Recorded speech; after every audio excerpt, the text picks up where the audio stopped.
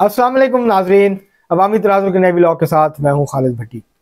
आज के व्लॉग में हम बात करेंगे इस वक्त गजा में जो कुछ हो रहा है। आर्जी जंगबंदी ख़त्म होने के बाद इसराइल ने दोबारा गजा के ऊपर वहशत और बर्बरियत जो है वो उसको जारी कर दी है। कल एक दिन में 700 से ज़्यादा फ़लस्तीनी शहीद हुए हैं, जिसमें बच्चे, बूढ़े और ख़वातीन शामिल हैं। और ये जो जारियत है, खुलम खुला जारियत है, ये इसको आप और कोई लफ्ज़ नहीं दे सकते। ये इंसानियत के ख़िलाफ़ जुराइम है। ये एक दुनिया की ताकतवर तरीन फौज नहते लोगों के ऊपर बम बरसा रही है, मिसाइल मार रही है उनको। और ये दायरा जो है वो बढ़ता जा रहा है। इसके ऊपर आज हम बात करेंगे। और दुनिया जो है, यूरोप और इंसानी हकूक़ के जो चैम्पियन हुकूमतें हैं, जो जमहूरियत का जिनको मरोड़ उठते हैं, वो इसके ऊपर मुजरमाना खामोशी इख्तियार किए हुए हैं और कोई दबाव नहीं डाल रहे इसराइल के ऊपर कि वो ये अपनी जारियत, वहशत और बर्बरियत जो है इसको बंद करें। इसके ऊपर आज हम बात करेंगे। इससे पहले कि हम अपने मौजू की तरफ बढ़ें, आपसे गुजारिश है कि अगर आपने हमारा चैनल अवामी तराजुल अभी तक सब्सक्राइब नहीं किया, उसको सब्सक्राइब कर लें। आपको व्लॉग पसंद आए उसको लाइक करें, शेयर करें और महज़ब अंदाज से अपनी राय का इजहार करें। अब हम बढ़ते हैं अपने आज के मौजू की तरफ। नाज़रीन, जैसा कि आप जानते हैं, हमास और इसराइल के दरमियान एक हफ्ते से ज़्यादा पे मुहित एक आर्जी जंगबंदी हुई थी। और इस आर्जी जंगबंदी के नतीजे में इसराइल ने गजा के इलाकों में कुछ इलाकों पे हमले रोक दिए थे, लेकिन वेस्ट बैंक में अपनी कार्रवाइयां जारी रखी। इस आर्जी जंगबंदी के दौरान दो काम हुए। पहला काम तो ये हुआ कि जो गजा के फ़लस्तीनियों ने अपने प्यारों को दफन कर दिया अपने हाथों से। जो लाशें गल सड़ रही थी, ख़राब हो रही थी, उनको उन्होंने मिट्टी की जो गोद थी उसमें सुला दिया। और अब तक 16,000 फ़लस्तीनी शहीद हो चुके हैं। और अगर ये सिलसिला जारी रहा तो ऐसा वक्त आएगा जब गजा में कब्रें ज़्यादा होंगी और शायद जिंदा इंसान कम। और ये सब कुछ इसराइल जो है वो सारी दुनिया के सामने कर रहा है। जो दूसरा काम, इससे पहले कि मैं इस पर तफसील में जाऊं, दूसरा काम ये हुआ कि जो कैदी थे इसराइली, जो यरगमाली बनाए थे हमास ने जब उसने इसराइल पे हमला किया था और वहाँ से उठा के ले आए थे, उनके बदले में फ़लस्तीनी जो है, दोनों ने एक दूसरे के कैदी रिहा किए। एक इसराइली के बदले 3 फ़लस्तीनी जो है वो रिहा हुए। लेकिन जब एक तरफ इसराइल जो है वो गजा के लोगों को छोड़ रहा था तो और हमास जो है वो इसराइली यरगमालियों को छोड़ रही थी, तो इसी दौरान, इन्हीं दिनों में, इसी वक्त इसराइल जो है वो मगरबी किनारे से लोगों को, फ़लस्तीनियों को उठा के, बच्चों को, औरतों को, मर्दों को, नौजवानों को उठा के लेके जा रहा था, ताकि जितने लोग छोड़ने पड़ रहे हैं अपने लोगों को छुड़वाने के लिए, उससे ज़्यादा लोग इस दौरान उठा लिए जाएं, ताकि फिर उनको बारगेन चिप के तौर पे यूज़ किया जाए। इसराइल जो है वो ये इल्ज़ाम लगाता है हमास पे कि ये आम लोगों को, आम शहरियों को, बच्चों को, औरतों को ढाल के, इंसानी ढाल के तौर पे इस्तेमाल करते हैं। लेकिन असल में इसराइल खुद जो है वो फ़लस्तीनियों को उठाता है और फिर बारगेन चिप के तौर पर उनको यूज़ करता है। तो ये इसराइल काफ़ी सालों से कर रहा है। तो जैसे ही आर्जी जंगबंदी के दौरान ये दो काम हुए, उसके बाद इसराइल ने हमले दोबारा शुरू कर दिए। और इसराइल के जो वज़ीर दिफा हैं और बाकी लोग हैं वो पहले धमकियां दे रहे थे कि अब हम ज़्यादा शिद्दत से हमले करेंगे।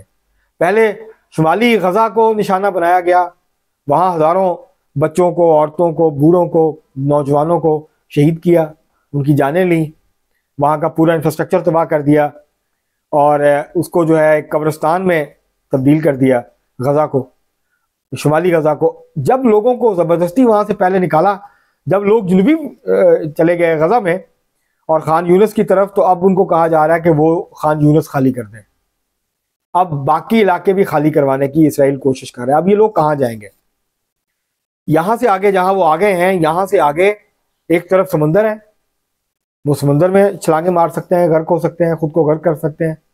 दूसरी तरफ रफा का बॉर्डर है मिस्र के साथ, और मिस्र बॉर्डर खोलने पे तैयार नहीं है। वो सिर्फ दोहरी शहरियत के जो हमल फ़लस्तीनी है उनको निकलने दे रहा है, वहाँ से मिस्र आने दे रहा है, या जो बहुत शदीद ज़ख्मी है और जिनका इलाज मुमकिन नहीं है फ़लस्तीन में, उनको वो आने दे रहा है, ज़ख्मियों को। तो इसके अलावा वो किसी को आने नहीं दे रहा। और इसराइल की कोशिश ये है कि ये जितने भी लोग हैं गजा में फ़लस्तीनी रहते हैं उनको वहाँ से निकाल दिया जाए, और ये जो गजा का मसला है इसको इस तरह से हल कर दिया जाए कि इसको इंसानों से खाली कर दिया जाए, कुछ को मार दिया जाए और बाकियों को निकाल दिया जाए, जिस तरह पहले 7 मिलियन के करीब, 70 लाख के करीब जो फ़लस्तीनी हैं वो दुनिया के मुख्तलिफ मुल्कों में रेफ्यूजीज़ के तौर पर रहते हैं। उनको अपना वतन छोड़ के जाना पड़ा इसराइल की वजह से। और अब मज़ीद लाखों फ़लस्तीनियों को मजबूर किया जा रहा है कि वो अपना घर बार, अपना वतन, अपना सब कुछ छोड़ें और वो जाके खैमा बस्तियों में रहें, और फिर अगर कहीं वो आबाद हो सकते हैं तो हो जाएं। ये इसराइल का इस पर प्लान, और ये प्लान बहुत पहले जो है वो सामने आया था जब यरूशलेम टाइम ने जो है ये खबर शाया की थी, टाइम ऑफ इसराइल ने भी, कि ये जो इसराइल की हुकूमत है इसने ये खुफिया प्लान बनाया है हमास के हमले के बाद कि गज़ा को खाली करवाना है, गज़ा से फ़लस्तीनियों को निकालना है। और दूसरी तरफ वो जो है वो थोड़ा थोड़ा करके रोज़ाना की बुनियाद पे वेस्ट बैंक जो है उस पर भी कब्ज़ा अपना आगे की तरफ बढ़ाए जा रहे हैं, ज़मीनों पे कब्ज़ा कर रहे हैं, गांव के गांव खाली करवाए जा रहे हैं, और रोज़ाना की बुनियाद पे मगरबी किनारे में भी इसराइल की जो जारियत है वो जारी है। अब एक तरफ इसराइल की ये पूरी जारियत है हमारी आंखों के सामने 21वीं सदी में, जिसका बड़ा शोर है कि 21वीं सदी, 21वीं सदी। इस 21वीं सदी में इसराइल ने सेकेंड वर्ल्ड वार के बाद, दूसरी आलमी जंग के बाद, या आप कह लें जो लड़ाइयाँ हुई हैं, जो कि खाना जंगियाँ हुई हैं मुख्तलिफ मुल्कों में, ख़ासतौर पर अफ्रीका में, वहाँ जो कत्लेआम हुआ उसके बाद ये सबसे बड़ा कत्लेआम है। इंसान जो है उनको ज़िबा किया गया, उनको मारा गया, बच्चे जो हैं उनको जो है वो शहीद किया गया है। तो ये इसराइल जो है वो 21वीं सदी में कर रहा है। जब हमें बताया जाता है टेक्नोलॉजी इतनी तरक्की कर गई, इंसान इतनी तरक्की कर गए, इंसान जो है वो साइंस यहाँ तक पहुँच गई, लेकिन इंसानों का एहतराम, इंसानों की तकरीम, इंसानी वक़ार, इंसानी ज़िंदगी, उसकी कोई हैसियत नहीं है अगर वो कमज़ोर है। और इसराइल जो है, जो एक जदीद तरीन फ़ौज रखता है, जो कि एक जदीद सरमायादार मुल्क है, उसने अपने जबर, वहशत और बर्बरियत की जो है वो, जुल्म की जो है वो इंतहा कर दी है फ़लस्तीनियों के ऊपर। और यूरोप और अमेरिका की वो हुक्मरान जो सारी दुनिया को लेक्चर देते हैं जमहूरियत का, इंसानी हकूक़ का, वो इसराइल के इन जराइम की ना सिर्फ ये कि पुष्पनाही कर रही है, चशमपोशी भी कर रही है, एक तरह से उसकी मदद कर रही है, उसको सपोर्ट कर रही है। अमेरिका की जो बाइडन की हुकूमत है उसको मुसलसल पैसे दे रही है, असला दे रही है, और वो असला फ़लस्तीनियों के ऊपर इस्तेमाल हो रहा है। तो ये जो मुनाफिकाना किरदार है, ये जो दोगलापन है यूरोप का, मगरब का और साम्राज्य कुव्वतों का, वो अब बहुत बुरी तरह से बेनकाब हुआ है। और इसी वजह से एक तरफ हुक्मरान जो है मगरब के, अगर वो इसराइल के साथ खड़े हैं तो वहाँ के अवाम की अक्सरियत जो है वो फ़लस्तीनियों के साथ इज़हार यकजहती कर रही है, उनके साथ खड़े हैं। मतलब बरतानिया में जो आखिरी सर्वे आया है उसके मुताबिक 72% जो बरतानवी हैं वो फ़लस्तीन की हमायत करते हैं और वो समझते हैं कि इसराइल जुल्म कर रहा है। इस तरह अमेरिका और बाकी यूरोप के ममालिक के अंदर जो है वो गम और गुस्सा लोगों का बढ़ रहा है, इसराइल की मुखालफत जो है वो बढ़ रही है।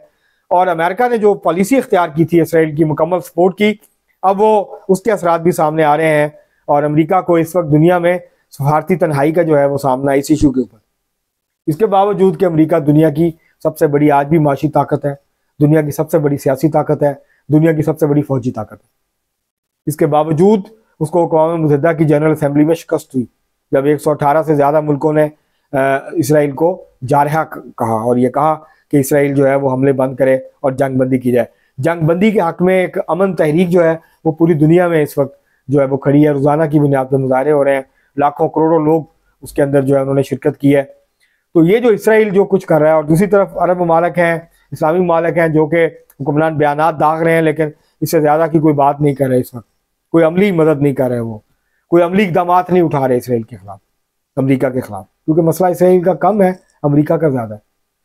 तो ये जो अमरीका ने गुंडा रखा हुआ है, एक बदमाश पाला हुआ है मशरिक़ वस्ता में, वो अब मुकम्मल तौर पर जो है इस वक्त आपे से बाहर है, और वो नहते फ़लस्तीनी जो है उनको रोज़ाना की बुनियाद पर निशाना बना रहा है। तो ये जो सारी कैफियत इस वक्त है, और ये जो सूरत हाल इस वक्त जो है पैदा हुई है फ़लस्तीन में, ये बहुत बड़ा इंसानी अलमी है। और ये जंग जो है, लगता ये है ये जंग नहीं है, इसको जंग कहना तो ज़्यादती है।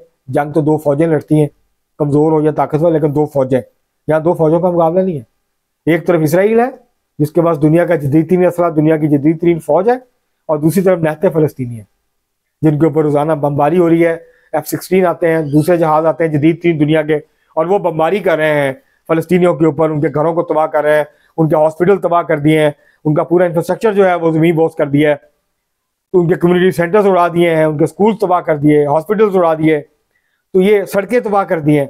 एक वीडियो मैं देख रहा था यूट्यूब इसके ऊपर, ट्विटर के ऊपर, जिसमें कि बुलडोजर से जो सड़क है, अच्छी भली सड़क है, उसको उखाड़ा जा रहा है। तो ये जो कुछ हो रहा है, ये जो कुछ इसराइल कर रहा है, ये तमाम उसने जो कन्वेंशन है, जो आलमी कवानीन है, वो जंगी जराइम जो भी है आप सब कहें, वो सब कुछ जो है वो तमाम जराइम का मुर्तकब हो रहा है इसराइल, लेकिन कोई उसका हाथ रोकने वाला नहीं है। कोई उसको ये नहीं कह रहा कि ये तुम जुल्म क्यों कर रहे हो, ये जुल्म जो है फ़लस्तीनियों के ऊपर बंद करो। लगता ये है कि फ़लस्तीनियों पे जुल्म सितम का ये सिलसिला अभी मज़ीद जारी रहेगा। इसराइल जो है जब तक अपने मकासद हासिल नहीं करता पूरी तरह, तब तक वो ये जो जारियत है, ये जो जुल्म और बर्बरियत है, इससे शायद बाज नहीं आएगा। और कल जो उसने मुजाहरा किया है जिस किस्म की बर्बरियत का, तो उससे के बाद ये कोई ज़्यादा मुश्किल अंदाज़ा लगाना नहीं है कि यूरोप और अमेरिका की हिमायत से वो इस वक्त पल पड़ा है। इस वक्त जो है वो उसने जुल्म के पहाड़ तोड़ दिए हैं फ़लस्तीनियों के ऊपर। लेकिन अगर चीन और रूस जो है दूसरी तरफ, उनको फौरी तौर पे एक बड़ा इनिशिएटिव लेने की ज़रूरत है, एक बड़ा डिप्लोमेटिक ऑफेंसिव लेने की ज़रूरत है, ताकि जंगबंदी हो, फ़लस्तीनियों को सांस लेने का मौका मिल सके।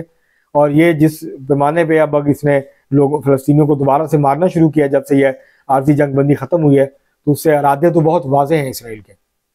और अगर इसराइल को नहीं रोका गया तो वो ना सिर्फ ये कि कोशिश करेगा पूरी, और अब कि फ़लस्तीनियों को निकाले। फ़लस्तीनियों के पास कहीं जाने का रास्ता नहीं है, या वो इसराइली बमबारी का निशाना बने, मिसाइलों का निशाना बने, और अपने घरों में, अपनी पनाह गाहों में जो है वो उनकी वो कब्रें बने, या फिर वो समंदर में छलांगे लगा दें, क्योंकि इस मिस्र तो आमादा नहीं है रफ़ा बॉर्डर खोलने पे। तो ये इस वक्त की सूरत हाल है, इस वक्त बहुत भयानक कैफियत है, और इसराइल जो है वो तमाम हदें जो है वो क्रॉस कर चुका है।